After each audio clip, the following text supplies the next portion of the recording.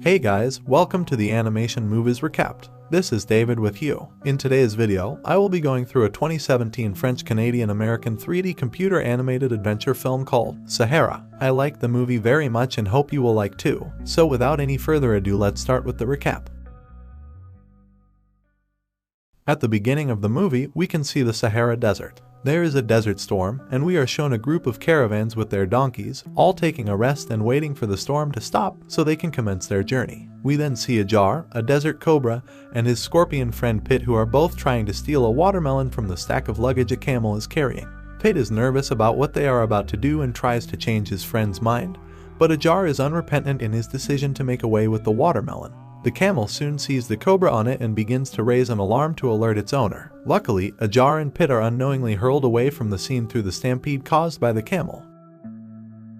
At another part of the desert, Ajar and his friend contemplate how to consume the watermelon which they now have in their possession. They are soon interrupted by the arrival of a big snake, who bullies them and demands that they hand the fruit over to him. Pit, who is petrified, currently stings himself and falls into a deep sleep, as it is known that the venom in a scorpion's sting has the power to render one unconscious. Ajar does his best to stand up for himself and make sure that the big snake doesn't gain possession of his watermelon. But as the law of natural selection would have it, Ajar is overpowered by the bigger snake and beaten into unconsciousness. This snake is also a cobra like Ajar, but is older than him and had shed his skin, while Ajar is a young cobra who hadn't shed his skin yet.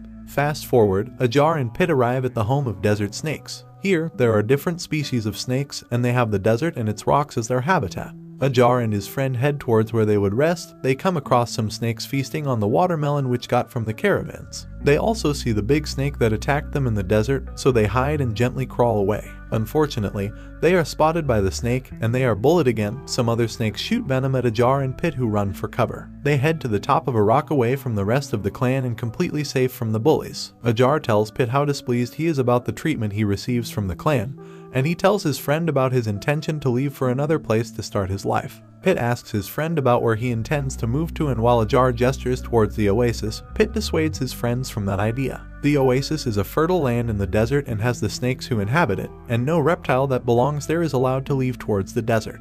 There is a boundary separating the oasis from the desert, therefore no desert reptile or animal is allowed to enter the oasis. The snakes are categorized into the green snakes and the dusties. The green snakes belong to the oasis, while the dusties belong in the desert. They do not relate.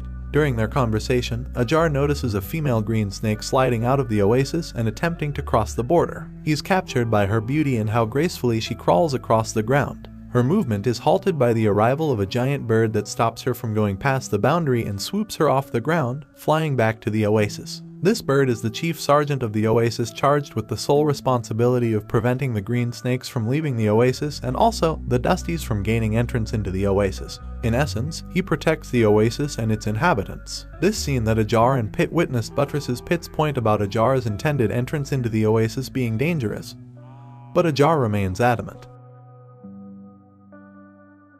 Inside the oasis, the snake who attempted to leave is returned home to her father. Her name is Eva, and she is the second child and only daughter of the richest snake in the oasis. At home, her father reprimands her for trying to leave the oasis, pointing out the dangers outside and the brutality of the snakes in the desert, the dusties. He reminds her of her privileges and benefits of living in the oasis. Eva does not listen to what her father says and lets him know that she does not see a future in the oasis. She goes ahead to tell him that she feels suffocated and locked up in there. After bearing her mind, she breaks into tears, walks away from her father, and collides with her delinquent brother Gary, who jokes about her. Gary is the firstborn and son of Eva's father, and also her elder brother. Eva is outside, laying under the sun and deep in thought about her predicament. There is a small pool of mud which she dips her tail into and uses to paint. While painting, Eva realizes that she could change her color by dipping herself into the mud. That way, she wouldn't look like a green snake anymore, but a dusty. On the other side, towards the desert, Ajar is seen dipping himself inside a swamp. The purpose of his doing this is to turn himself into a replica of a green snake and gain free access to the oasis. Pit warns him again, but as usual, Ajar doesn't listen, so Pit follows him. At the border, Ajar is met by one of the officers of the oasis, who allows him to gain entrance inside. Ajar and Pit walk into the oasis, marveling at its beauty. They stare in wonder at the plants, the colorful butterflies, and the flowers that the oasis consists of. While moving around, they see the most beautiful fountain of water that flows into the river. In the oasis, everything looks, feels, and smells different. Suddenly, They are jolted by a sound above them. They glance and see a group of Oasis officers flying and raising alarm about the presence of a Dusty. Pitt is scared and runs into a bush. Ajar follows him and tells him that they aren't the ones the birds are looking for, but Pitt wouldn't listen. He runs for his life. Inside the bush, Ajar searches for his friend, and he comes across a brown-looking snake. He is surprised to see a Dusty in the Oasis. Ajar doesn't know that the brown-looking snake is Eva because she had changed her color just like Ajar did. Unfortunately, the birds saw her and are searching for her, thinking she's a Dusty. Inside the bush, they are attacked by a farmer, so they run for their lives. They soon escape from him and find themselves at the edge of a cliff that has a river below it.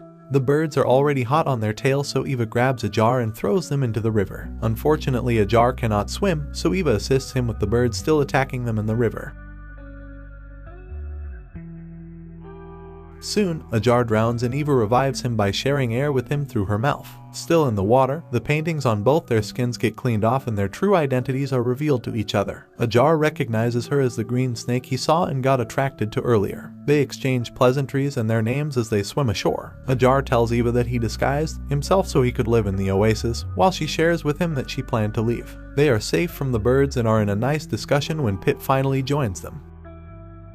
Eva, now seeing the gate of freedom she has always wished for, crawls out of hiding to begin her journey, asking Ajar to come with her. As she heads out, her head is caught in a stick belonging to a man. This man's name is Omar, and he is a snake charmer. He has the power to charm and hypnotize snakes and uses them for entertainment purposes. Omar captures Eva and places her in a basket tied to his camel, heading away from the Oasis. Ajar sees this and tries to rescue her, but his effort is fruitless and soon, he is sighted by the officer birds who swoop him and take fly away with him.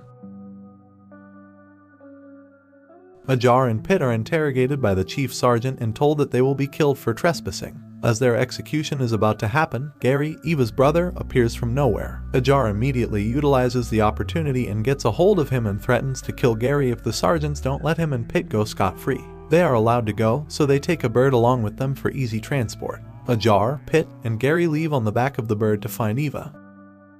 In the custody of the snake charmer, Eva meets other snakes who work for him. They are dancers who are used for entertainment by Omar. She meets Rita, the oldest and their trainer, the twins Lily Bell and Lulu Bell, Piotr the prima ballerina of the cast, and Georgia Casanova who flirts with Eva.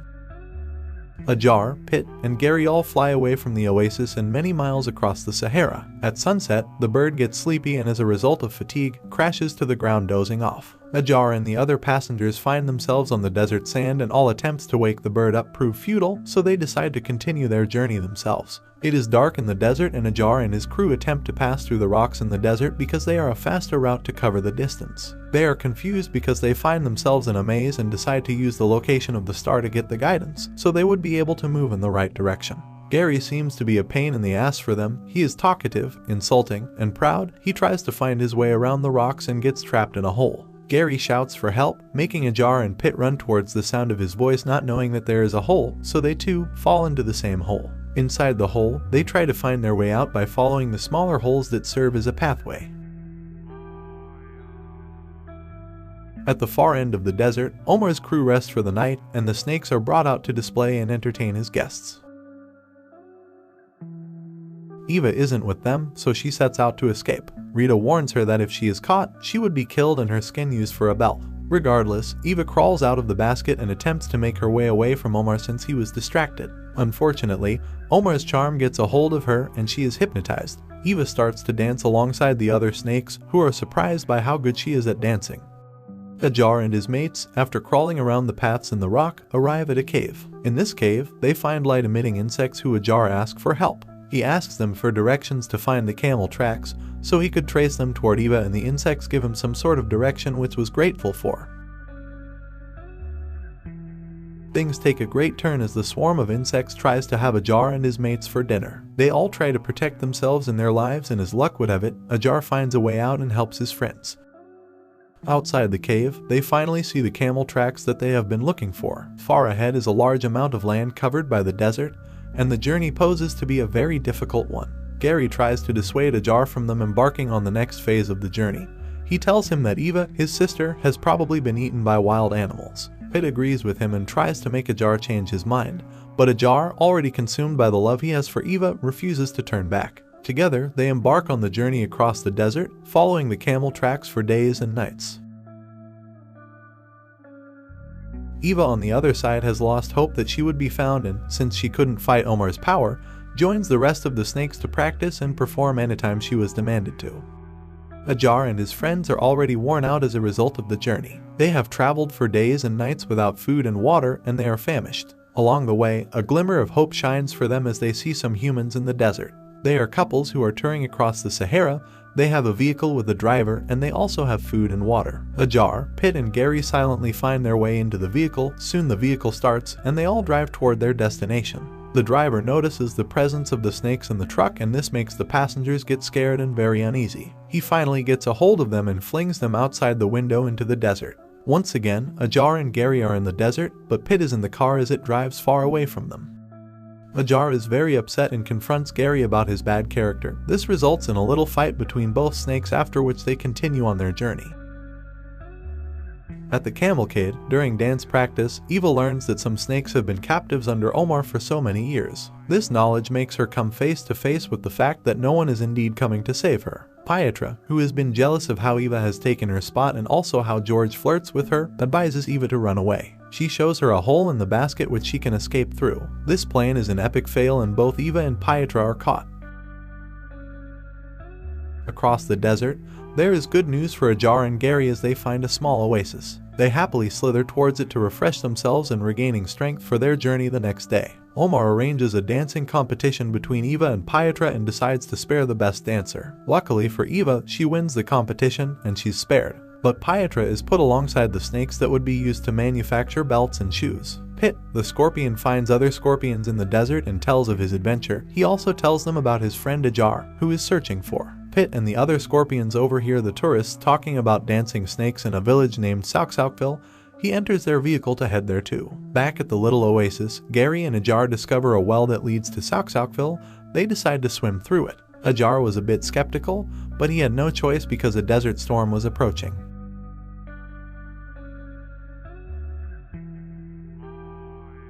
Omar has arrived at his home in the village with Eva and the other snakes, who he locked up in cages. Ajar and Gary arrive in Sauksaukville through the other end of the well, and they head quickly to Omar's house to rescue Eva. They gain access to the house through the rooftop, and Ajar sees Eva in an intimate position with George, so he gets jealous and disappointed. But through some encouraging words from Gary, he releases Eva and the other snakes.